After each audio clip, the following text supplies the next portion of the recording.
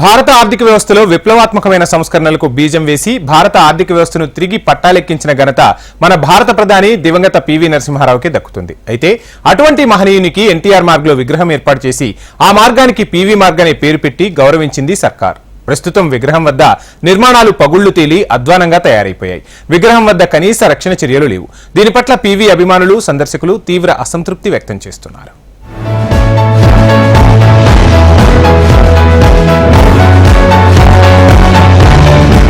ఆర్థిక సంస్కరణలతో ఎన్నో మార్పులు తీసుకొచ్చి దేశాభివృద్ధిలో తనదైన ముద్ర వేసిన మన దేశ మాజీ ప్రధాని పివి నరసింహారావు తెలుగు వాళ్లందరికీ గర్వకారణం. అలాంటి ఆ మహనీయుని గుర్తుగా ఎన్టీఆర్ మార్గ్లో పివి నరసింహారావు విగ్రహాన్ని ఏర్పాటు చేసిన అప్పటి ప్రభుత్వం అక్కడ సందర్శకులు సేద తీరేలా ఏర్పాటు చేసింది.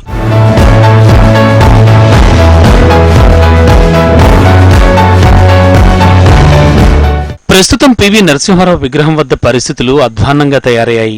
చుట్టూ ఉన్న గట్టు పగుళ్లు వచ్చాయి. గొలుసులతో ఏర్పాటు చేసిన కంచె కూడా పూర్తిగా ధ్వంసమైంది. ఇక విగ్రహం వద్ద చుట్టూ ఎలాంటి రక్షణ చర్యలు లేవు. దీంతో సునకాలకి, కొన్నిసార్లు మందుబాబులకి అడ్డాగా మారుతోంది. ఇక చుట్టుపక్కల చెత్త చెదారం కూడా పడేస్తుండటంతో అపరిశుభ్ర వాతావరణం నెలకొని ఉంది.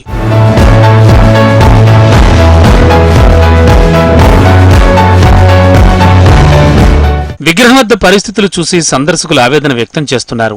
పివి లాంటి మహనీయుడి విగ్రహం విషయంలో నిర్లక్ష్యం పనికిరాదని, వెంటనే మరమ్మతులు చేయడంతో పాటు విగ్రహం చుట్టూ రక్షణ చర్యలు చేపట్టాలని ప్రభుత్వాన్ని కోరుతున్నారు.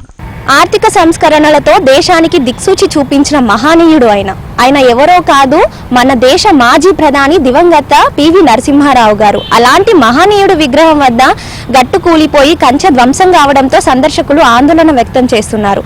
అక్కడి నిర్మాణాలకు మరమ్మతులు చేయడంతో పాటు విగ్రహానికి రక్షణ చర్యలు తీసుకోవాలని సందర్శకులు కోరుకుంటున్నారు. కెమెరామ్యాన్ మల్లేష్తో అలీక్యా, HNTV, హైదరాబాద్.